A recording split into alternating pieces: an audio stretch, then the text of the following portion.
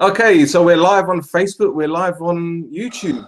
Hello, everyone, and welcome to another edition of Shoot the Defence. I'm your host, Stel, and this young gentleman here is back from his birthday adventure. I'm not even young anymore, am I? Well, how old are you now? 34. You're younger than me, so that means... You said I was 31, didn't you? I liked you for like a couple of minutes, but yeah. Anyway. Oh, now he's getting brave, yeah? Oh, he's getting brave. Okay, well done, well done. All right, so I'm going to introduce our guest tonight. Is once again Mr. Rhodri Giggs. How you doing, Giggs? You all right? Yeah, I'm good, mate. Yeah, you okay, fellas? Yeah? Good, Rhodri. Absolutely fine, absolutely fine. And making his long-awaited comeback to Shoot the Defence is the Daily Mirror's Adrian Kajumba. Adrian, welcome back to the show, my friend. Long time no see. Thank you very much for having me back again. Yeah, it's an absolute pleasure. What have you been up to lately? Oh, God, people ask me this, you know, and there's so much football going on at the moment. I can't even remember what I did. Actually, I'll need to remember what I did yesterday because I was at Brighton and you're going to ask me about that. But I can't remember what I did last week. Just going to matches here, there and everywhere, London, the South Coast, press conferences, just busy, especially now the international break's over. It's football all the way through till March, so very busy at the moment. Do you know what? I was actually going to ask you this a while back, and I keep forgetting. You do a lot of work with the England national team in terms of, you know, for the Daily Mirror and everything. Do you find it, I don't know how to ask this question, do you find it a little bit tedious when you have to, you know, correspond games against like Estonia one week and the next minute you're doing United Liverpool, for example? I suppose in some senses you could say, yes, it is tedious because it's a long build-up for one game that you know England are going to win. But on the flip side of that, it's what everyone is talking about is the England national team is still important. You know, they still get so much grief if they don't win games handsomely. So it's still a big topic. And ultimately, from our perspective, it's the biggest thing you can cover, the England national team. So there's that element to it as well, which keeps it interesting from my professional perspective. Fair enough. It could be worse. You could be doing Scotland or Wales. No, Rod? No comment. My wife will. No comment. Ooh, is that a little dip there? Yeah. Listen, I'm just playing by the rules here. Right. Come on. Right, anyway, right, let's talk about the Premier League, shall we? And Saturday saw the first London derby this season, and in true derby fashion, the unfancied side took all 3 points. Spurs have been in fine form as late, but they were no match for Arsenal's commitment, organisation, fluidity, and attacking prowess. Now, goals from Mustafi and Sanchez gave Arsenal a deserved 2-0 win, while Mesut Ozil, who so often has been criticised for his performances in the big games by you and Rod and by me, was Arsenal's standout player. Now, Adrian, I know this was Arsenal's best performance of the season. I don't think anyone can deny this, which begs the question of why don't they actually show the same purpose, desire, and urgency with the great solidarity, as Wenger said, every week? Well, it's clearly not a question of ability because we saw what they did at the Emirates on Saturday. As you say, best display of the season, and it was pretty comprehensive. You know, Spurs had a couple of chances early on, but you know, Arsenal were convincing winners. So if it's not an issue of ability, it must be mentality, it must be attitude that they can't produce that level of performance week in, week out. And obviously, they got a lot of praise for that performance. I think a lot of that praise comes from the fact that many people expected Spurs to come to the Emirates and maybe do a job on them, continue showing how they're progressing and the sort of development curve that they're on. And I think that the fact that didn't happen and Arsenal won, I think there's a lot of surprise and relief that's fueled some of these Arsenal celebrations. I'm not getting quite as excited as a lot of people because my question is along the lines of the question that you asked me: why can't Arsenal do that every week? And that would be, you know, I've not been caught up in Arsenal was so great. You know, this shows they're still the top dogs in North London. I want to know why they don't perform like that every week. Why Ozil isn't tracking back and running games as a player of his caliber should be doing. I want to know why that is not happening every week. I think the interesting thing about the whole North London derby, from my perspective anyway, I think because Arsenal's social media presence and the amount of fans they've got, they're like the mafia, aren't they? Let's be brutally honest. And I think if Arsenal didn't put in a performance that the Arsenal fans were happy with, the players would have been crucified. I think that would have been the end of these Arsenal players, like your Ozils and all that kind of stuff, who've been, you know, constantly hounded by a lot of fans. I think that'd have been it for their Arsenal careers, even though the chances are Ozil and Sanchez will cut in the season. But speaking of Ozil, Rod, when you see him putting in man of the match performances like the one that he did at the weekend, it's got to remind us of how or why Arsenal actually spent that much amount of money to sign him. I mean, is there anyone out there better than him in that position? Arguably no, but it's like Adrian goes back to it. There's no consistency in that team, and that's why they'll never be a top team. Is there a better number 10, Mkhitaryan?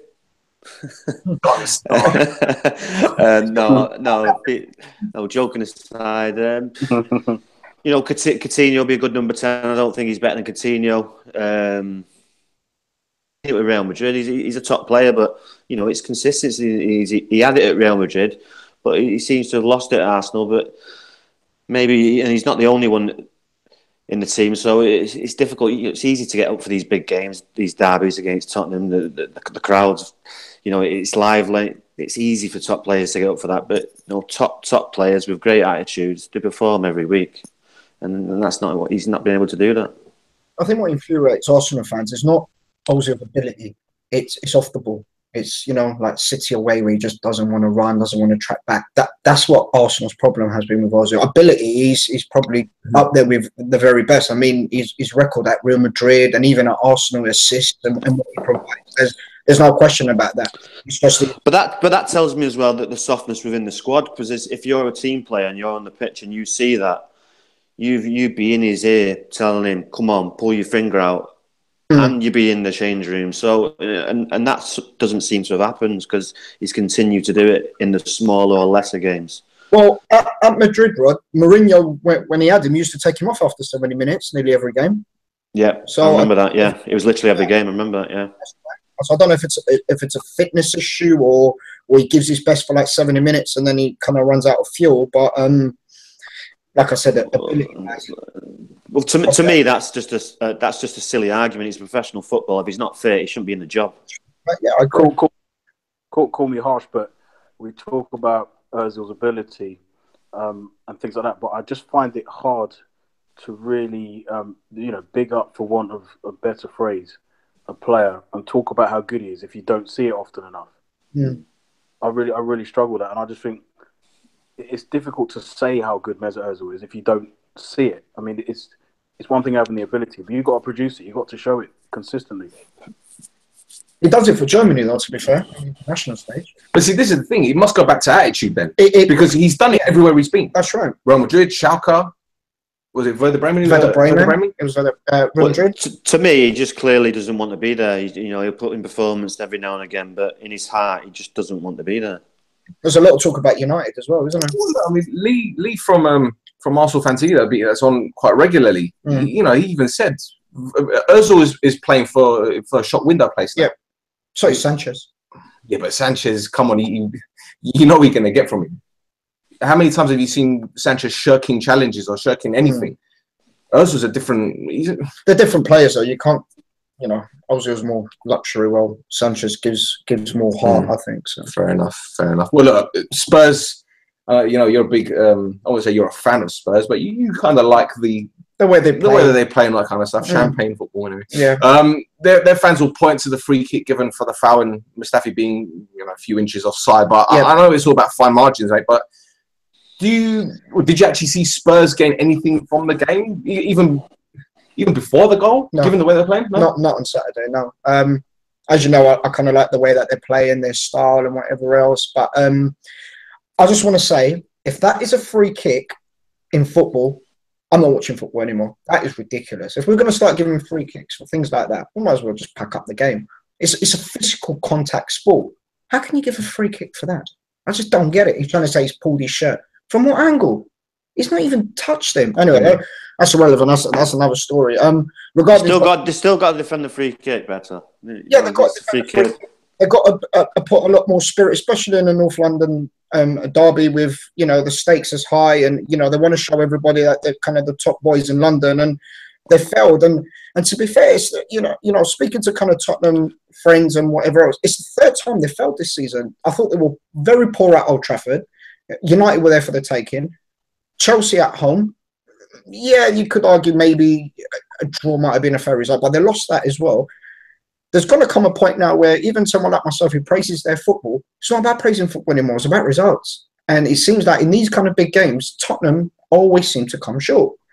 And especially, like I said, in a game like that on Saturday where stakes are high, Arsenal, you know, even Arsenal were there for the taking as well, and they didn't really go for them. And Arsenal were brilliant on the day. I thought, man to man, they were so much better. They were a lot quicker to the ball, physical challenges. They wanted it more. I think even tactically, they were a lot better than Tottenham. But this goes back to what we say again about mentality. Who wanted it more? Oh, because for me, for me, Arsenal wanted it 100% more, 100 times more. Yeah. And this is what I'm talking about before about Spurs. Like you mentioned, mentality again. Yeah. You know, I keep repeating myself over and over again. The times that they could have dug out points over the past few years when they were challenging for the title, when they didn't get these results. You know, you're looking at players like your Dele Allis, your Harry Kanes, your Vertonghen's, that you need them to pull these performances out their backsides. You know, I'm going to say it again. I would not be surprised if there is a mass exodus at Spurs either end of next season or the year after, because if Spurs do not win a trophy, it's going to come a point where people are going to want to, of course, 100%. Of course, and we hear so many times about the wage structure and how many times the players will, you know, want to, you know, Danny Rose talking about, you know, what did he say? Was it Daily Mirror they gave? Or was it the Star they gave an interview? And he said, you know, I know how much. He their transfer policy and didn't know some of the players they signed had to jump on Google. And obviously, the wages was a big issue, you know, not being paid his worth. I'll tell you what, so I don't want to make excuses, but Alderweireld was a massive miss for them. He makes such a...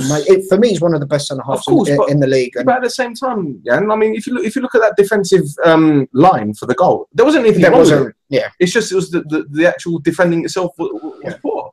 Yeah, and they've got the performance in there. Let's not forget, they took 4 points off Real Madrid literally a month ago. So, you know, they're doing fantastic in the Champions League. It's just, let's go back to that consistency level. They don't seem to have it this season. That's right. It was marginal. What I say about the Champions League games, Rhodri, is the pressure issue. I think in the Premier League now, in these big games, certainly away from home, there's increasing focus on Spurs not winning these games. It's 1 in 17 now. I think they go into these league games with more and more pressure on them as everyone, you know, football fans across the country look to see how this Spurs team is developing. Those Real Madrid games, home and away, pressure-free hits. I think everyone went into the both games.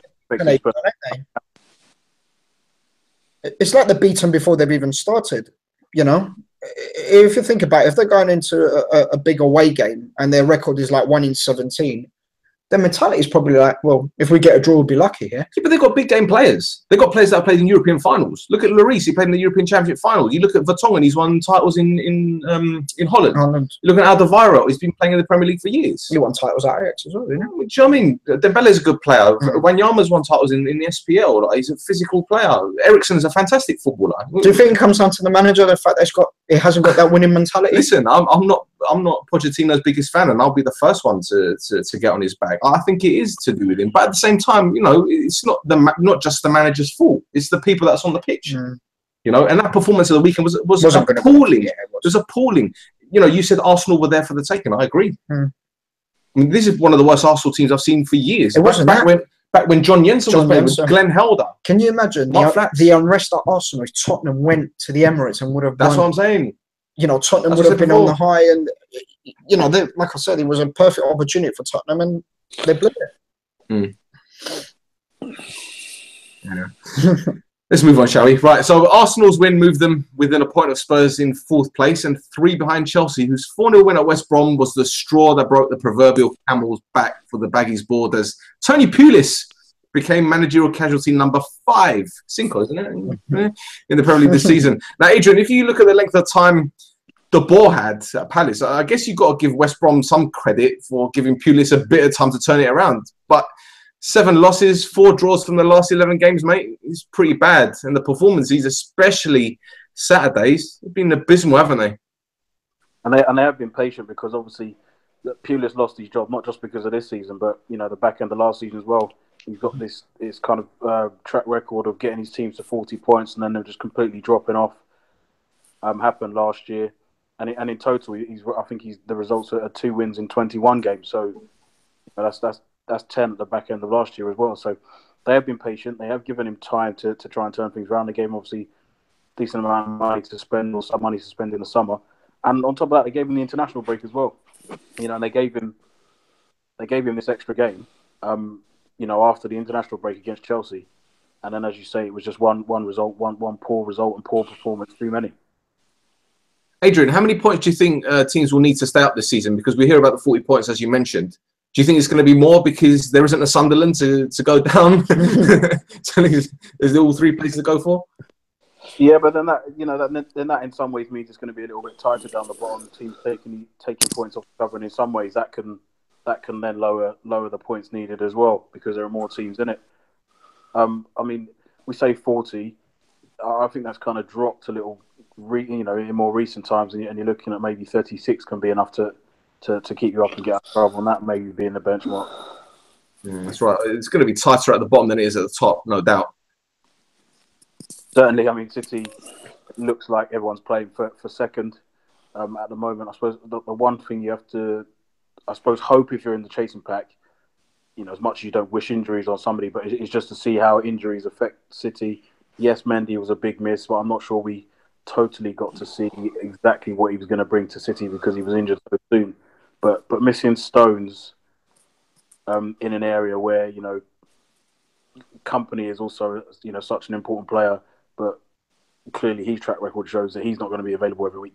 So if they got to keep chopping and changing, certainly for the next 6 weeks while, we're expecting Stones to be out with this hamstring problem, that could just disrupt them a little bit as well. That's right. I hope so. Yeah, all kinds of places at the moment, aren't they? Absolutely. Rod, according to several reports, Tony is the front runner for the Wales job after Chris Coleman resigned to take the helm at Sunderland. Would you be happy to see Mr. Pulis in charge? It's difficult to say because, touch on like Adrian said, they seem to get to that 40-point mark and the teams seem to switch off. So I don't know how good he would be as a. Obviously, he's good at sorting defences out and keeping it tight. And then you've got the X factor Gareth Bale. So maybe it would work. He's got the experience. He's certainly got the experience. And I think, he's probably the best man for the job at the minute who's out there. And he's Welsh, so that's the added bonus. The thing is, you often hear about Sam Allardyce being tipped for these jobs kind of thing. And then they're like, oh, he's one of those managers that could get, out of relegation zones. And that's the same with Tony Pulis. But Pulis has never really had a world star to coach like Gareth Bale, has he? I can't think. Stoke, did he have any world-class players? I can't remember. West Brom sure as hell it didn't. So it just becomes a situation with obviously Gareth Bale's situation with not being fit every week. If he misses games, then what's going to be the plan B? You've obviously got some not world-class players, but top players in Aaron Ramsey and a couple others, but it's still very thin. If Gareth Bale and a couple others out, then what's his plan B? So, as a Welshman yourself, would the ideal candidate have to be Welsh? Because if for example, let's say, I don't know, Ronald Koeman, he's out of job at the moment. If he was offered the job, would you be happy with him or someone else? Arguably, really, you'd want the best man for the job. If he's Welsh, that's an added bonus. But they're not really out there, so it's a difficult one. But ideally, you want someone who's Welsh. But obviously, being realistic, if you get a top manager, and you can't complain. Bellamy wants the job, doesn't he? Who? Craig Bellamy. Does he? Yeah, he put himself in the frame. He wants the job. I think. On TV, like Craig Bellamy, very passionate. Yeah, very. Like talking about his awareness of the young Welsh players coming through, and he thought that'd be important. The nationality side of things. Obviously, Craig Bellamy has got. I think he's done some coaching, possibly at Cardiff. I think that's right. He's there with Warnock, can he? Yeah, he does the under 18s, I think. That's right. Limited coaching and managerial experience, but in the absence of a top manager, maybe if Pulis isn't going to win everyone over, would Bellamy be a bit more of a popular appointment, possibly? To be honest, gents, appointing a head coach for a national team that's never had any coaching experience at any level, it doesn't sit right with me. And especially for a nation like Wales, who, let's be honest, they're going through some form of transitional period at the moment because you've got a lot of players coming to the back end of their careers at the moment, haven't you? With Williams and all that kind of stuff. But then you've got Bale and Ramsey, so you've got a bit of a mixture there. It's the same with the Republic of Ireland in the sense that who can they call upon? There aren't any. There's not a lot. There aren't. Like you haven't got your Townsends, your McGraths, all those players. Stapletons and whatever. I think Wales, you're looking at the. It's early in their careers, but I think that next generation that Chris Coleman has blooded is going to be quite exciting for them over the next few years because they're getting in the side already. You've seen Ben Woodburn and the impact he had in the qualification campaign. Ethan Ampadu at Chelsea played last week against Panama. I think him and David Brooks were involved as well at Sheffield United. So there is a crop of players who I think was who they're the type of players who Bellamy was referring to, saying he was aware of. So you would imagine if he was to get the job, those guys would keep progressing and keep getting chances. So beyond Bale and Ramsey, there are players for Wales to sort of hang a future on. It's just maybe moulding that all together. Those guys in the middle, Bale and Ramsey, the older crop and this young crop, coming through, trying to merge that all together into one team that's able to produce results now. It definitely bring a lot of passion. Craig Bellamy, he'll wear his heart on his sleeve. I think he'd be good as a number 2. Yeah. You obviously like a Pulis and Craig Bellamy. I think that would be kind of a good mix with experience, with that bit of passion, and and they're both Welsh, but we'll just have to wait and see. But yeah, I agree with Stel. It does need to be an experienced manager. You can't go into a top international job with no experience in being a manager. It's like Roy Keane, who's got the number 2 job with the Republic of Ireland. I'll just repeat what I said, like you said, Roy. Having a manager to coach a national team. I know the Dutch did it with Rijkaard and Van Basten, but let's be honest, they had a transitional period. It was a big transition when Rijkaard got the job with Van Basten. But as you said with Wales, they need a guy there that knows the ropes. It doesn't have to have international experience, but to have experience at the top level, like the Premier League. I think Pulis would be perfect. I think Mark Hughes will be a good shout. Yeah, I think Mark Hughes. Yeah. What about Big Sam? He's had it with England. He's had a taste. Would they take him? As a Welshman, I wouldn't be happy with him. Not one bit. Not one bit. Why not? Because of ability, or any other reason? Just the way he plays football, and just his background and the stuff that he's been through with England. I just wouldn't like him. I just wouldn't like him being a Wales manager. But Rod, to be fair, mate, Pulis has been criticised for his style of play, and is their style much different? To me, it's just that he's English and he's not Welsh. That's basically it. It's just he's English and he's not Welsh. Well, listen, you could be worse. You could get Dean Saunders, I guess. I don't think we'll get Dean Saunders. Get Toshak back. John Toshak, yeah. Okay, all right. Fair enough. What have you been smoking, mate? Not telling you. Enough of that, mate. Right. Chris Coleman, his decision to quit the Wales national team and join Sunderland was met with mixed views. Some feel his career is over, as they call it, career suicide. While others believe Cookie can drag Sunderland out of the mire. Now, for our bite back, we actually asked our Facebook group page what they thought of Coleman's new venture, and we got a lot of answers. So, gentlemen, brace yourselves. Ban starts off with, I'm surprised he opted for the Sunderland job. If we are to believe the media, there is a problem behind the scenes. I thought he'd done enough with Wales to be more careful in where he goes. Now, Rick said Coleman should have waited. The West Ham job might be available soon. Moyes bashing already. Right, Enzo Mizuraka, who's an Italian that's licking his wounds at the moment, said, surely a money-orientated move and nothing more. Lee Bray, a good friend of mine who is a Spurs fan, says, where managers go to die is Sunderland, but it's still got to be better than managing Wales. So, Lee, why do you have to say that? Right, Dan DeLuca says, surprising. I guess he's looked at that Sunderland can't get any worse, so it's an easy job in that respect. He'll keep them up, buy in the summer, not kick on, and be set next October with Sunderland around 16th. I can't actually see that happening, to be honest. Ben Burnell, big Wales fan, says, massive step down. The only reason I can see is for money. And he gets paid bugger all as Wales manager. Bring Pulis in to replace him. There you go. There we go. And Mr. Pieri, I don't know what Mike's been up to lately. I think he's coaching at Spurs at the moment. He says he can't lose, can he? Tripled his salary. If he succeeds, he's a genius. If he fails at a club that's rotten to the core, there you go, no problem. He's always struck me as a sensible but supremely competent person, so I'm not surprised he's taken this job. Reminds me of when I was manager of Barnet during the... Why are you talking about championship manager? Right. And Pascal Gibonda, the voice of reason. He swapped working with players who fight for the shirt and want to be with the group. even if they're injured, to a dressing room where no one is bothered aside from collecting their pay slips. At least he can't do any worse. Then who? Simon Grayson or David Moyes? I don't know. Gents, what are your views? What about you? What do you reckon? Chris Coleman, is he walking the tightrope already? Career suicide? Yeah, I think so. Really? I think he's taken a big chance for his reputation there, to be honest. Yep. You know, for what he did at Wales, he took a lot of credit. You know, of course, you know, every Welshman loves him for what he did and what he achieved. To go to Sunderland, if it goes really kind of bad and really passionate, it could damage his reputation. I am surprised. I think there were better clubs out there for him. But like, I actually agree with Mike. He's kind of in a no-lose situation, because if he turns it around, oh look, he's done it at Sunderland as well. Look where they were and what he's done. If he doesn't, it's behind the scenes. There's a problem at Sunderland. It's not the manager's fault, so he might just walk away with it without kind of being mentioned. But I still think there were better jobs out there for Chris Coleman. Adrian, forgive me if I'm wrong, but wasn't Chris Coleman head coach of Coventry City at some point before he got the Wales national team job?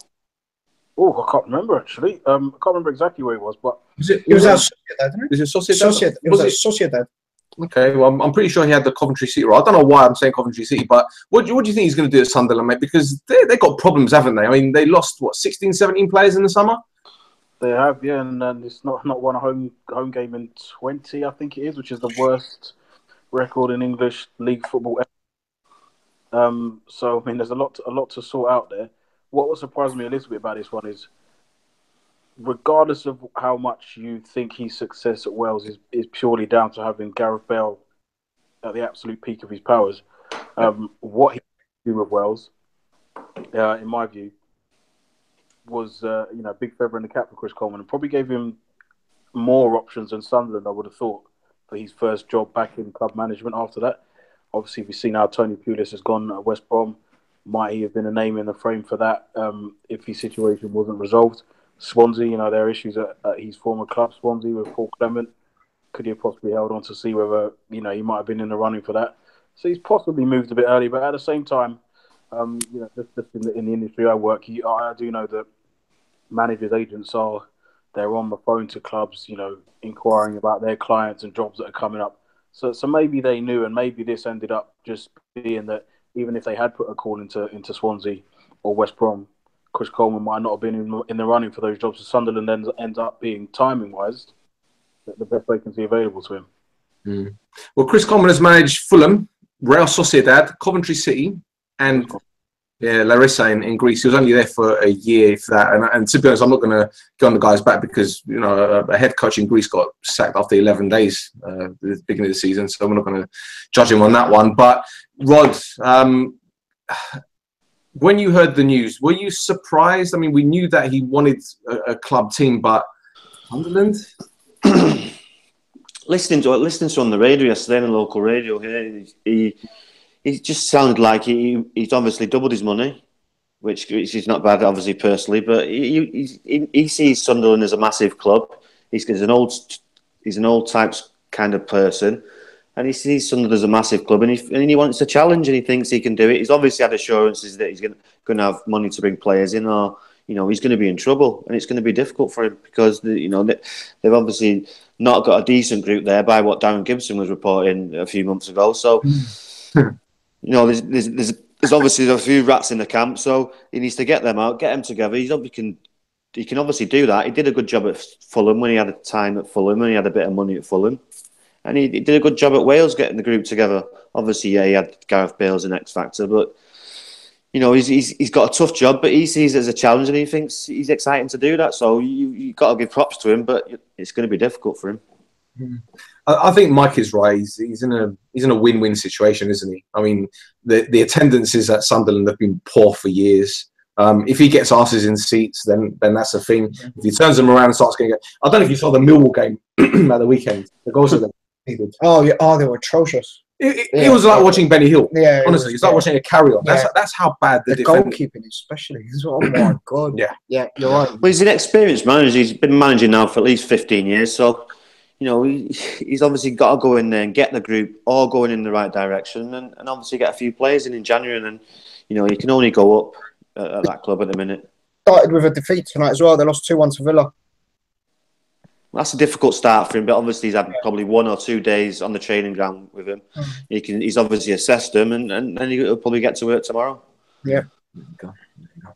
Right, moving on. It's as you were at the top of the Premier League. City maintained their 8-point lead after having beaten Leicester 2-0 away. United saw the return of Pogba and Ibrahimovic and came back from behind to beat Newcastle 4-1. Meanwhile, not a million miles from Manchester, Burnley continued their great start to the season, beating Swansea 2-0. Now, Adrian, it's very difficult to ignore how well Burnley are doing at the moment, mate, although it's only a matter of time before the wheels come off, and that's probably when Dyche gets the Everton job, or I don't know, Sunderland anyway. What do you make of their start to the season? Well, I mean, it goes without saying, it's excellent. They're the 7th in the table, and I think, one of the most impressive things about Burnley this year for me has been the way they've rectified the sort of problem away from home that they had last year. They didn't win a game at home until, right towards the end of the season when I went to Palace. This year they've already got 3 away wins on the board, and that's just a sign of positive progression that they're making under Sean Dyche. We talked about Tony Pulis and maybe why things started to unravel for him at West Brom. And it's pretty much because they weren't going anywhere. They'd start the season knowing they were going to stay up. They weren't going to challenge any higher. They were just going to be in that mid-bracket of teams. Well, Burnley, as their time in the Premier League continues, they're actually improving. And for a fan, that's what you want to see. You want every year to see your team developing, learning lessons, improving, climbing the table. Yes, Burnley will hit a ceiling. That may come soon. That may come at the end of the season. But, I mean, from what they've done so far at the start of the season, the 5th and 7th, from the sort of money they spend, the sort of players they bring in, it's unbelievable, and huge credit to Sean Dyche. Hey, have you ever had any dialogue with Sean Dyche? No, I mean, I predominantly cover the clubs down in London and the South Coast, so Burnley don't often come across my I was actually at that game against Crystal Palace last year when they won that first away game, but I was dealing with the players after the game today, so not had too many dealings with Sean Dyche. He's quite a straight guy from the couple of times I've seen him. He's got a bit of a sense of humour about him, but I don't know him too well. I'm not too familiar with him as a person or anything like that. I mean, the reason I ask is because he does seem like a guy that's very endearing and very charismatic, and you can see why Burnley are doing so well with him. Obviously, it's been a gradual process because they went down, came back up again. But for him to bring them back up and to make them play so, and Chris Wood has been absolutely fantastic. I mean, I can't say one player has stood out at Burnley because as a team, as a collective, they've been absolutely fantastic. Hence the reason why I asked about Sean Dyche, because I'm not going to get on this bandwagon to say he's like the next best thing, whatever, but you can tell that he's one of these coaches where he will step into a club, he'll get the players on side, and he'll get them believing in him and his philosophy. Can I say something? Say what you want. When we talk about managerial casualties, you have to give Burnley credit as well. The fact that they kept faith with him and believed in what he was going to do. Yeah, they went down, but look what he's done since then. Took them back up, which is different. Everyone knows when you go down from the Premiership. I think they're the project at the time as well, where they was putting money in instead of putting money into big players. They were revamping. They've got a new training ground. Everything's Premier League now, and now he's made him into a Premier League team. But he's invested wisely. He's made a lot of tactical decisions that have been frowned upon from a defensive perspective. Even someone like Jack Cork, of course, he's brilliant signing. Yeah. He's done really well. Like you said, Chris Wood, he's getting the best out of these players. Not spending a lot of money. And they've made money with Michael Keane and other players down the line. Yep. And he actually he had Joey Barton on the leash, didn't he? Yeah. He did. Yeah, he decided to get the mobile app out and started, betting. Less said about that, the better. Right, Pogback, kebab boy out. Happy days, isn't it? Yeah, it was. Yeah, you love Mkhitaryan, don't you? Favourite player, innit? Like a hole in the head. I think I know I'm going to get you for Christmas, Mkhitaryan shirt. Well, that's another story. Bug roll.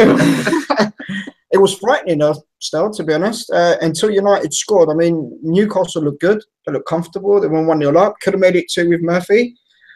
And then, thank God, the quality kind of paid off. The goal before half-time by Martial, and then, obviously, Smalling 2-1 at half-time made it a lot easier in the second half. And United played well second half. But, like you said, Pogba, he makes a massive difference to Man United. He gets a lot of stick because of his the price tag that United paid and whatever else. But you can tell when he plays how how much the team excels. I mean, it's not a coincidence that at the start of the season he was in the team and United were playing differently and scoring goals. And then since he's been missing, we've all seen what kind of performances United have put in. It comes back on Saturday. Yeah, all right, Newcastle are not the greatest sides in the Premiership, but you still beat and play what's in front of you. And the fact that he makes United tick and makes the others play a lot better as well. I mean, his range of passing outside of the 40, he was playing 40, 50-yard pass. He was controlling the middle of the park. Matic can just sit there and protect the back four as well, and then it allows the other two guys to bomb forward and play, which that's what kind of every United fan wants to see. So it was positive. I'm not going to get too carried away. Like I said, it was Newcastle, but the fact that he was back and playing that the way that it was big. I agree. And Rhodri, Lindelof got a lot of stick for a slip that made Dwight Gale's job a bit easier. He needs time though, doesn't he, man? I don't think it's fair to judge him after 4 months at the club, is it? No, he's done okay since he's come in. Obviously, he's slipped. That can happen to anyone. You know, I think that was the first goal they've let in at Old Trafford, so he's not doing that bad. All right, he's not played some of them games, but you know, as a defensive unit and as squad players, as defenders, all you want to do is keep clean sheets and obviously nick a goal here and there. So he's done okay. He's got a big price tag, but we've seen it before. When Vidic come, Evra come, it took 6 months, 12 months. For them to settle in, and once they've settled in, they turned out to be fantastic players. So there's still time, you know. I don't think he knows his best back four. Now Rojo's back, he'll be up for that position. So you know he's got a good situation at the minute, Mourinho, because he's not letting in goals, and he's got a variety of top players. Well, adequate top players to choose from. I think he's protecting Lindelof well, Mourinho, to be honest. Yeah, we all know he's not had the greatest starts at United, but he's choosing the games to play him, and he's kind of feeding him in slowly into the Premiership and what it's all about. He's had stick at United this season because he's not started well, but like you said, 4 months, you can't judge him on 4 months. You know, give him a year at least and see how it goes. I think, I'm hoping it will come good, so... Well, the first real mistake he made was at Huddersfield. But let's be honest, who turned up in that game? Nobody. Who did? Nobody. Who did? Only Matic. Exactly, right. Day, so. And then you're looking at the slip, as Rod said, it can happen to anyone. But Rod mentioned something just a bit earlier in the sense that Mourinho doesn't know his best back four. Lindelof has played with Bailly, with Jones and Smalling. So it's not as if he's been able to develop any sort of relationship with another central defender. Look, I'm not one of these people where I'm going to be like, oh yeah, he's one of the best defenders in the league. He does need time to develop, but he came with a big price tag. It's a different league. It's a different kettle of fish. Adrian, what do you make of Lindelof anyway? We saw him for Sweden against Italy. He was phenomenal, wasn't he? Yeah, he was. Yes, I mean, so far from what I've seen of him, I can understand the concerns. I think. Even if you go back to pre-season, I don't know if you saw much of Man United's pre-season, but I think it was the Real Madrid game where he gave away a penalty. I think it was Real Madrid. It was Real Madrid. He gave away a penalty with just. He smashed the defender. It's one of the most bizarre tackles you'd ever see from a 30 million defender, even a professional defender. So late, just wiped somebody out, and he's just not really inspired any confidence. I understand completely the Vidic. And the Evra comparisons and the need to give him time. But, football's different now. Players are judged so much quicker now. You've got social media. Everyone's got their opinion. Everything's instant. And it just feels like every game he's doing something. He's making a mistake. Sometimes costly, sometimes not. But it just seems he's always involved in them. And I think as a centre-half partnership, we've always seen it down in the past. We need centre-halves like to have a partnership and play every week and get to know it and be comfortable. When you're switching and swapping, it can be difficult. But like Adrian says, times are changing now, and he has to adapt, and he has to adapt quickly. I just think that whole partnership idea is difficult because at Manchester United, it seems none of them can stay fit. For any sort of extended period of time. I mean, Bailly's managed to do it the longest, but even he twice now, I think he's on his second kind of layoff. And it's really difficult. I mean, Bailly's obviously the number one defender at Manchester United centre-back wise. He's been a great purchase. But, even he's not quite managed to be there every single week. So it's difficult to stick by Lindelof alongside somebody regularly, it seems. I think it's difficult, but what I'm trying to get at is we've seen it with Phil Jones, where we've played him in different positions, where now he's just played him in centre half, and we're seeing reaping the rewards with his performance. If Lindelof playing right back, then centre half, I think if he's centre half playing centre half, he's a right back just playing right back, and get him used to the team, and obviously hopefully he'll improve. I just think it's one of them things with Lindelof at the moment. The fact that kind of, the eyes on him and everyone's watching him. It's like the slip the other day is unfortunate, but because it's him and the money that United have paid, and he was back in the team, it was the first goal United conceded. It's Lindelof, the spotlight's on him. I think he'll come good. I think he's got a strong mentality, and he's got Ibrahimovic there as well, which they're both Swedish. So he can help him and get him through it. So I do agree with Adrian, though. I think he's got mistakes in him, and that's worrying. Even though it's still early, I can see he looks a bit clumsy and a bit nervous. I think it's the nerves, mate. Yeah, I agree. But football's ruthless now. Like Adrian said, you haven't got time now. It's he's in the team. He might not be in the team for 2-3 months if he carries on like that. That's how, and especially United got about 4 or 5 centre halves there as well. How many times have you seen any kind of footballer that's had a horrible start to his career? Look at Gareth Bale, for example, at Spurs. He was this close to being sold to Birmingham, and then something just happened, clicked. And they're going to win a game with Bale in the team, could they? Exactly. And another one sprung to my mind. David De Gea, who really struggled. Yeah. Very, obviously very different position, goalkeeper compared to our football player. But he had the same adaptation to English football problems. And look at him now. You almost, when you watch him now, the trouble at the start. And hopefully, if Mourinho under having a year under Mourinho, we've seen it with Rojo when he come back. He was a bit of a calamity, and then he seemed to turn it around until he got his injury. So we'll just have to wait and see. That's right. Well, Adrian, you were there to witness Brighton equalise twice against Stoke last night. The Seagulls are up to 9th in the table. Great start to the season for them, isn't it? It is a great start. I'm just having a look at their record now. 4 wins, 4 draws, 4 defeats. 16 points on the board after 12 games. I'm sure Chris Hughton would have taken that. My one, not issue, because it's difficult to have an issue with a newly promoted side, but it could have been even better. Last night they were very unlucky with a penalty decision. Glenn Murray, everyone's seen it. Ryan Shawcross's tackle, it was a penalty. But it's 3 home draws in a row, and obviously a newly promoted side, that tends to be where they're going to pick up most of their points. They drew with Southampton in a game where they didn't quite push to get that winner. Obviously, Rooney's late penalty.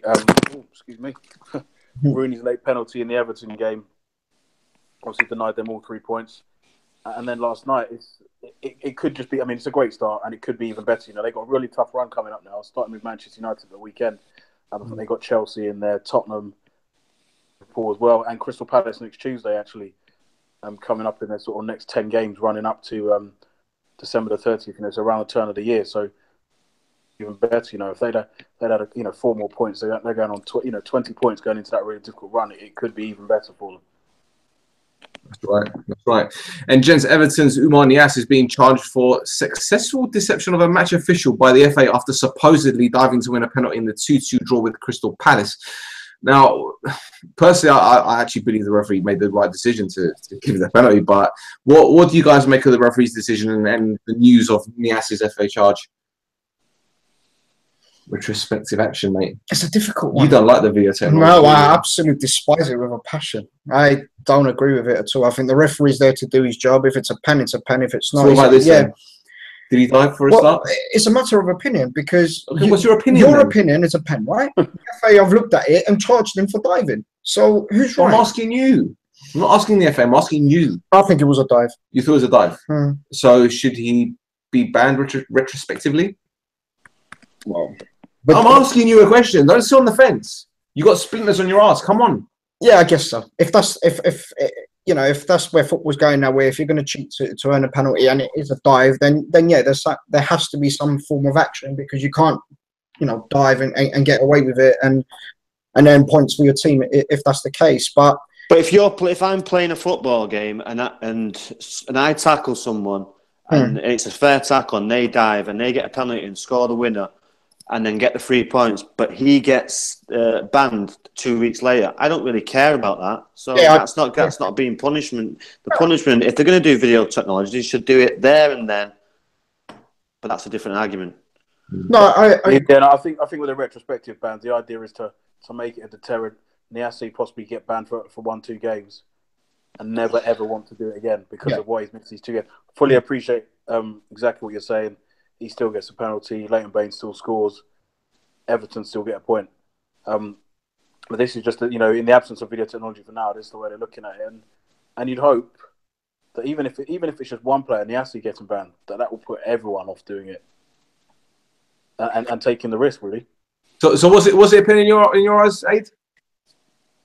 Was it a penalty? No. There was a little bit of contact, but he made a massive meal of it. A massive, massive meal of it. And are you for the FA charge? Yeah, I am for the FA charge. And I'm also for the idea of trying to do something to stamp out. For a long time we've just talked about it. So this is the way they've tried to attack the problem. So let's see if it does act as a deterrent. Let's see if diving offences and cautions for diving drop this year. What I do find quite strange, actually, what I will say is, it seems that, if I remember correctly, you only dealt retrospectively if it leads to a penalty. It's not just all diving across the pitch. It has to be one that wins a penalty, I believe, and possibly maybe a free kick. I can't remember exactly, but it's limited. It's not a case of diving anywhere on the pitch. So it has to fit the scoreline in some way. Yeah. So and I think it should have been something that was brought in as a blanket sort of offence.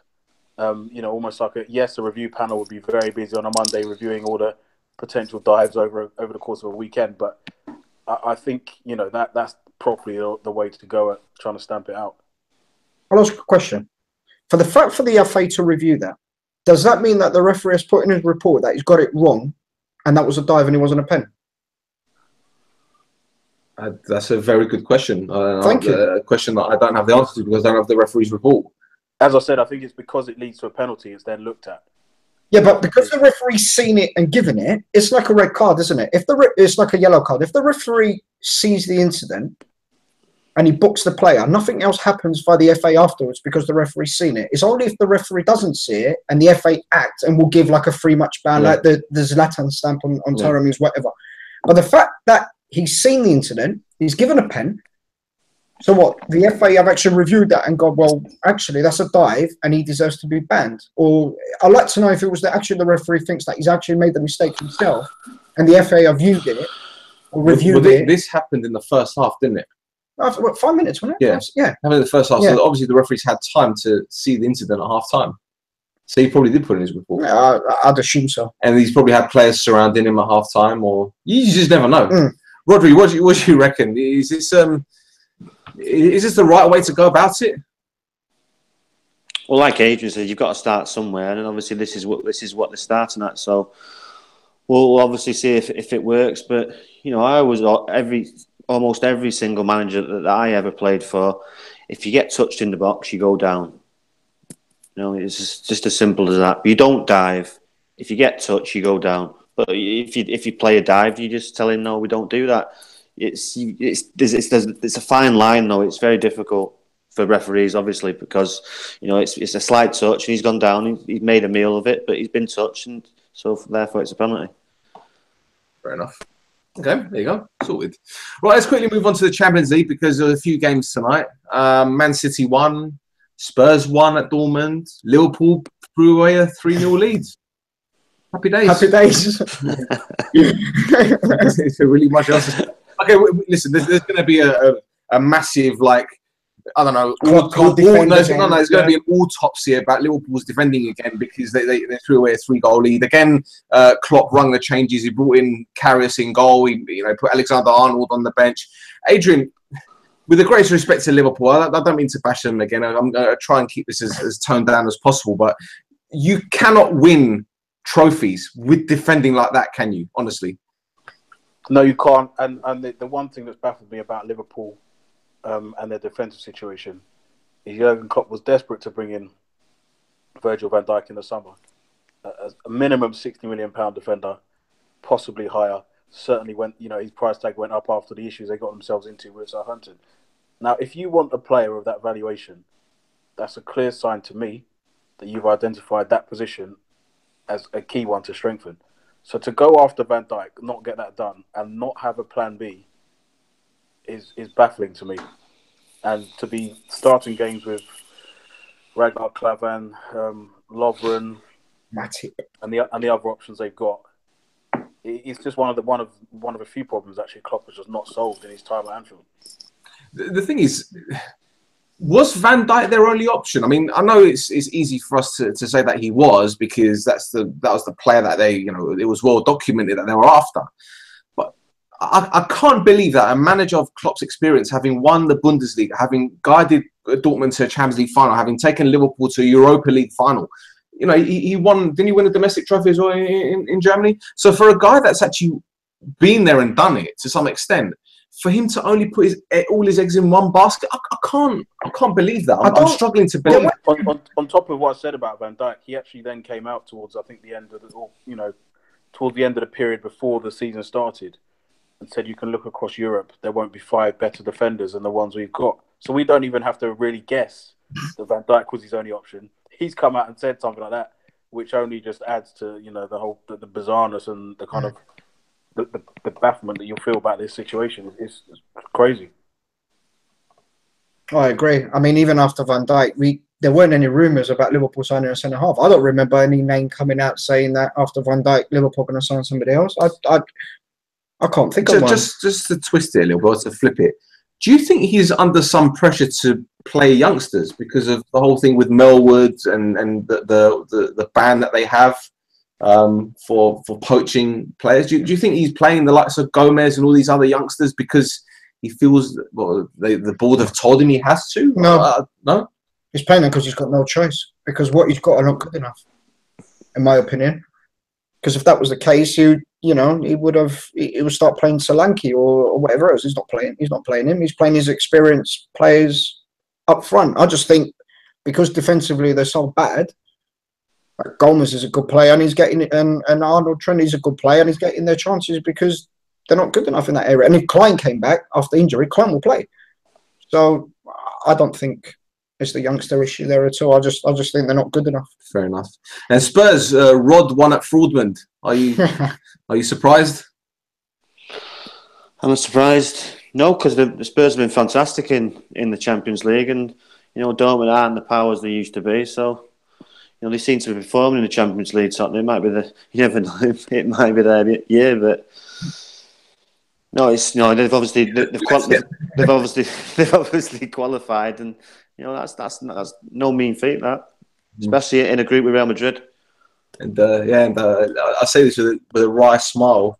Apoel, they got a tonking, didn't they? That's a Ramone hat on, isn't it? Yeah, they did. It's good to see Ronaldo back on the score sheet. Being biased, he hasn't scored for that 7-8 games. And Benzema scored. Benzema scored as well. So yeah, poor Cypriots, innit? If you want to end the goal drought, go to Cyprus. Listen about that better, I think. Right. In other news, Valencia's 8th win in a row.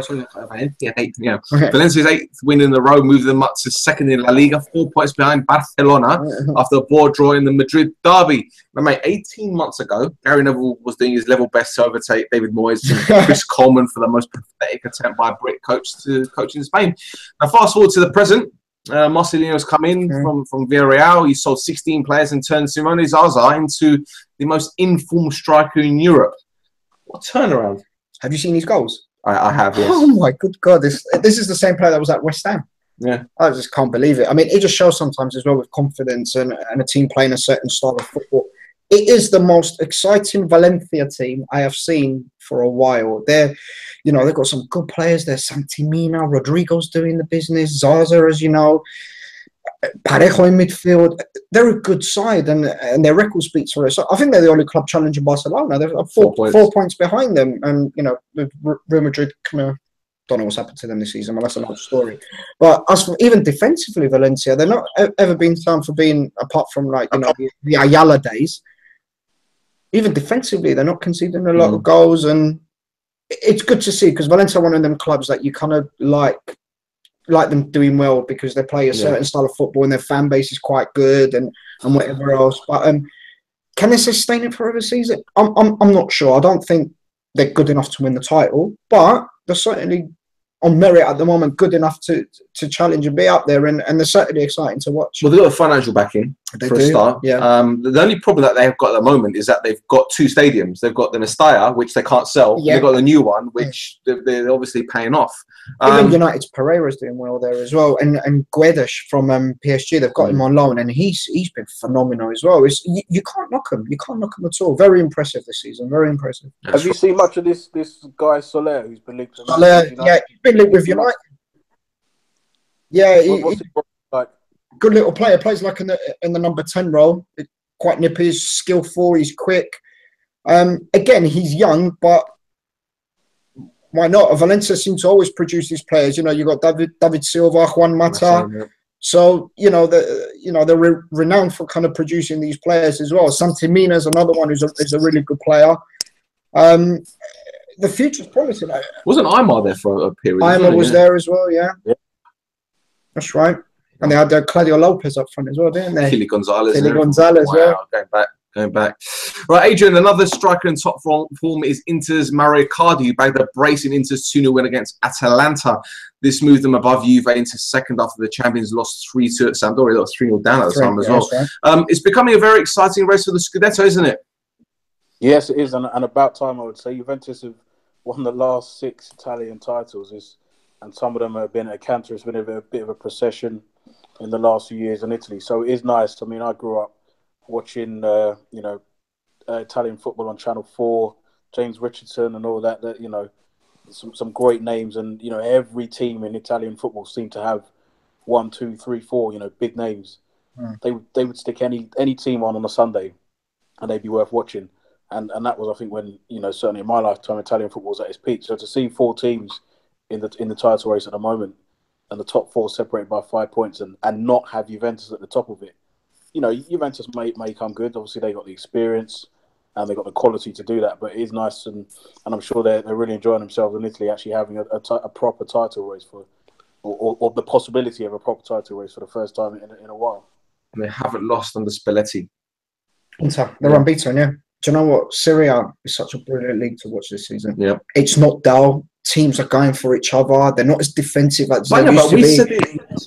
That's right. The things were going to change. The moment these the Chinese investors came in, they took over Inter and AC. Roma obviously been challenging for years. Napoli now with Sarri in charge.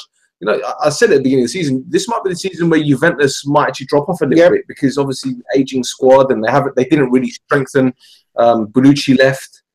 So I don't know, man. You're right. It's a very, very exciting season. Yeah, I think Napoli Inter were the only kind of big game that finished 0-0. Apart from that, games of even like Roma Lazio at the weekend, that was another really it's a passionate derby anyway. But that was a really good game to watch. AC Milan, even with all their problems, they're still good to watch because they can't defend. So there's always goals in their games. And Napoli are scoring goals like anything. They're just a dream, especially Insigne. I'm a massive fan of Insigne. Such a brilliant little player. And like you said, Inter are flying high this year. So it's good. You've got Fiorentina with the 3 second generation. Yeah. There you go. So it's a very, very intriguing league. Rod, I was going to ask you for your thoughts on Ajax's 8-0 win against NAC Breda, but I thought you might find CSKA Moscow's away trip to Khabarovsk very interesting. Yeah. Now, for those of you who don't know, the distance between these two teams, 6,500 kilometers. The flight time, 8 hours. Time difference meant kickoff was 7 p.m. local time, which is midday Moscow time. I've been to Moscow. Midnight, sunshine, doesn't make sense. And to add insult to injury, the temperature was around minus 18 degrees. Now, so much for going to Stoke on a wet and windy Wednesday night, mate. Yeah, when I read that, it's just bizarre. It was that a league game as well. It was. League game, yeah. Yeah, surely they must go a few days before or get time to adjust to the time difference, because that's just, or they just fly straight in and spend the night and play. It's a strange one, and especially playing in that kind of weather. Yeah, it'd be difficult. It'd be definitely tight weather. It's like they're so used to it. It's like, what you mean? It's like Brits wearing, I don't know, socks with sandals. Yeah, the tights and the gloves, so they'd definitely be out for that one. You never heard the Russian coming over here and complaining about the weather, have you? You know, so it's true. It's true. I mean, Arshavin had a brilliant time over here, didn't he? Yeah, Shevchenko was before, but I mean, like Kanchelskis always wore long sleeves. I don't know why though. Yeah, I don't know why. Might have been his Ukrainian blood. Come on, not too far. Yes, I know. Whatever. Yeah, before we go, gents, Rod, a mate of yours was appointed FC United head coach, wasn't he, today? Yeah, Tom Greaves, well, he's obviously playing manager now. Yeah, he's done a fantastic job since he took over, and they've given him the job, and they've given the academy assistant manager Jack Doyle and Tom Conroy assistant manager. So yeah, they've done well. I think they've played 6 games, won 4 and lost 2, but you know they seem to have turned it around, and so they've given the job today. Yeah, it's good news. Great stuff. And I don't know if you, because it's a different league, isn't it? FC United, obviously, in the north, you've got the south with Billericay, with O'Hara and all of those. Like, do you guys talk about them much? No, not necessarily. I think they're worlds apart because FC United, you know, they're struggling for money, and Billericay have got money coming out their ears. So I think they're at different scales at the minute. I think Billericay are more towards a bit like Salford, you know, there's lots of cameras and flashes and lots of people around them at the minute, so I think they'll be more suited to each other than FC United and Billericay. Fair enough. Well, gents, it's been an absolute pleasure having you guys on. Thanks, Adrian, for your time, mate. Great to talk to you. No worries at all. Thanks for having me. Thank you very much, mate. Do you want to give our listeners your Twitter handle? Oh God, I always have to struggle to remember this. Right, Adrian J Kajumba is my Twitter handle. Capital A, capital J, capital K. I don't know if that makes a difference, but hopefully it does. There you go. Splendid. Rod James Giggs. Excellent. What about you? 5,1 was it? Yannickis J, I think it is. I haven't used it for a while. I forgot. No, Yannickis J. Yeah, I thought he was going by his height then. 5'1". That's what I say. 5'0", yeah. Oh, okay. Well, you know, how long have we been going on? For just over an hour. It's not been bad. It took an hour. Yeah, not bad. Right. Well, we have a Facebook group page. We have a Twitter handle at Shoot the Defence. I haven't used it for a couple of days, actually. I've been slacking. But yeah, before I go, just like to give a quick shout out to FNX Network, the network that we've been on. The figures have been absolutely outstanding recently. I'd just like to thank Ryan and Kane for their support. I'd like to thank My Sportswear, our sponsors, and also Save Association for their continued support. And one more thing, Jay Pino, a good friend of mine who's left his job as a FIFA coach. Would you believe it? There's a FIFA 18 coach, and he's one of them. He could teach me how to play because I haven't got a clue. You saw me the last time we played. I threw the remote control TV. Yeah, we won't even get into that. Yeah. We won't. He lobbed me from, was it 40 yards with Robert Earnshaw? Maybe he should be the next Wales manager. What do you reckon? Right? Robert Earnshaw, he's in Canada. Yeah, but you chipped me with a Hajj Diouf, didn't you? Yeah, but Diouf's got it in him. He's got it in him. Right, anyway, that's it. Best mate. Yeah, there you go. That's it for us this week, gents, and everyone listening. Thank you very much for your time. We'll be back sometime next week. Take care. Take care.